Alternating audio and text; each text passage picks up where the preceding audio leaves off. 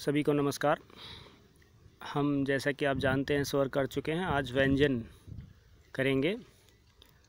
तो आज का जो आपका काम होगा वो व्यंजन लिखना और याद करना होगा। देखिए व्यंजन किसे कहते हैं। जैसा कि विदित है, आपने पूर्व कक्षाओं में भी पहले इसके बारे में काफ़ी पढ़ा है। जिन वर्णों को बोलने के लिए स्वर की सहायता लेनी पड़ती है।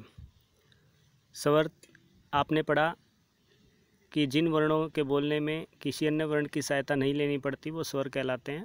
लेकिन व्यंजन वर्णों में जिन वर्णों के बोलने में स्वर की सहायता लेनी पड़ती है उन्हें व्यंजन कहते हैं। दूसरे शब्दों में आप लिख सकते हैं व्यंजन उन वर्णों को कहते हैं जिनके उच्चारण में स्वर वर्णों की सहायता ली जाती है, जैसे क, ख, ग, च इत्यादि। ये लिख लेंगे आप। क से विसर्ग तक सभी वर्ण व्यंजन हैं। प्रत्येक व्यंजन के उच्चारण में आपको पता है अ ध्वनि छिपी रहती है। अ, जैसे यहाँ देखिए उदाहरण, ख प्लस अ ख, प प्लस अ प। अतः आपको पता है व्यंजन वर्णों में अ ध्वनि जो है ध्वनि छुपी होती है। व्यंजन वर्णों के प्रकार।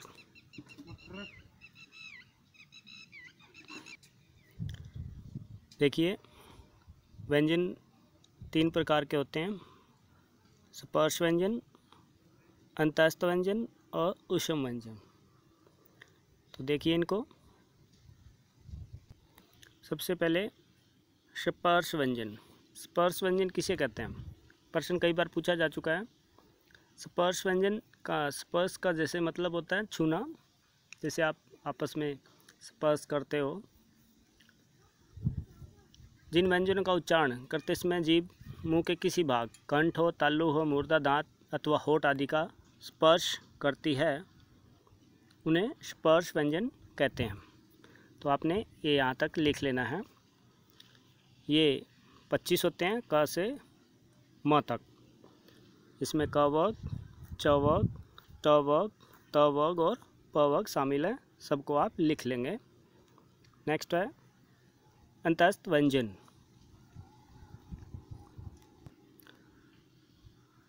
अंत का अर्थ होता है भीतर। उच्चारण के समय जो व्यंजन मुंह के भीतर स्पर्श करते हैं, अंदर रहते हैं, उन्हें अंतस्थ व्यंजन कहते हैं। याद रखेंगे ये 4 होते हैं। यहाँ से लिखेंगे आप य, र, ल, व। इनका उच्चारण जीभ, तालु, दांत अथवा होठ के परस्पर स्थान से होता है। कहीं भी हो, ये पूर्णतः स्पर्श नहीं होता, अंदर ही मुंह के अंदर ही इनकी ध्वनि गूंजती है। फिर आते हैं ऊष्म व्यंजन पे। ऊष्म व्यंजन, ऊष्म का अर्थ होता है गर्म।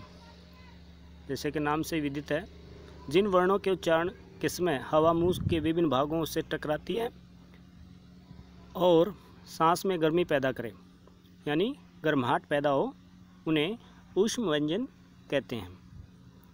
तो ये भी 4 होते हैं, श, श, स, ह। याद रखेंगे और इनको लिखेंगे। और अंत में कुछ महत्वपूर्ण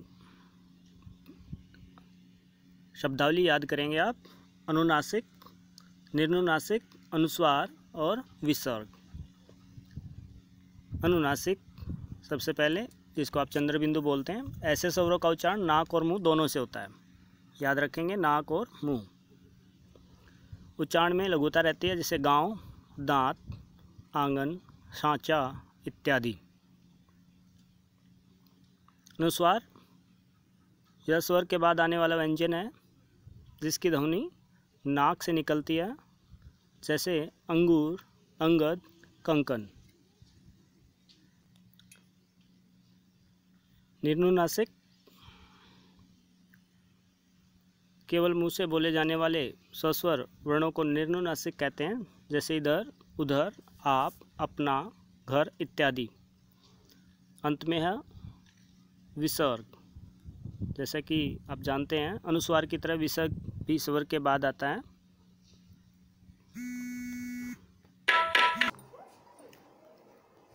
तो आप विसर्ग तक आज लिख लेंगे। विसर्ग का उच्चारण जो है देखिए ह की तरह होता है।